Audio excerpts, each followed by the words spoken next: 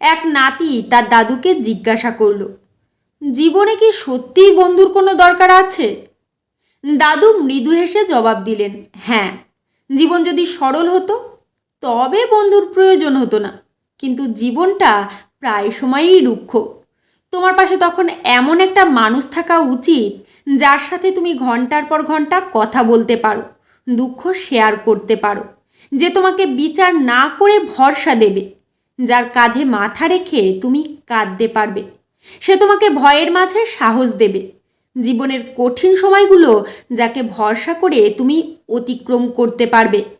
নাতি তখন প্রশ্ন করল, এটা কি সত্যি একজন নকল বন্ধু শত্রুর চেয়েও বেশি বিপজ্জনক?